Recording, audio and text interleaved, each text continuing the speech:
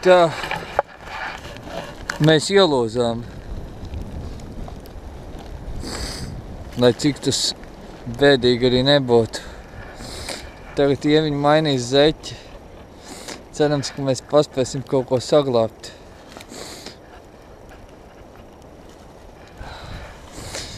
Mēs atrodamies apmēram cik tālu no sacensību finišā. Aptuveni 1, 2, 3, 4, 5, 6. Vairāk kā 3 kilometri. 4 gan jau. Iesim, paņemsim P punktu.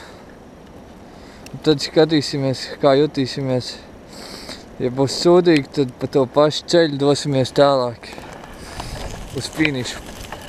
Ja nē, tad varbūt turpināsim.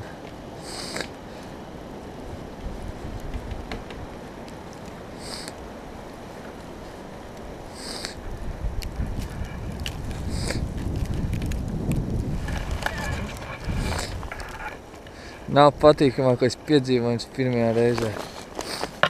Zeķi vēl būtu tik vienkārši dabūt kāju. Ja būtu pavisam. Pastāstīsi skatītājiem savas sajūtas tajā brīdī, kad tu ielūzi? Jāatzīst, ka es vienmēr biju domājis, ka tad man momentā sāksies panika. Lai gan varbūt tādēļ, ka man ielūdz tikai viena kāja, bet panikā tad nesākās. Gaišā ziņa ir tā, ka acīm redzot, man automātiski ieslēdzas instinkts, ka vajag gulties zemē. Tas laikam ir tas, kas ir pareizi. Ir jāplaš rokas. To darīji? To gan es īsti nezinu. Es savukārt, ja man redz kamerā, vēlētos visiem pastāstīt, ka organizatori pateica, ka šajā vietā ledus ir pilnībā drošs. Es varu parādīt. Tas bija pašā malā. Jā, tas bija pašā malā. To apstīsimies caurumu. Nice. Labi. Slēdz ārā.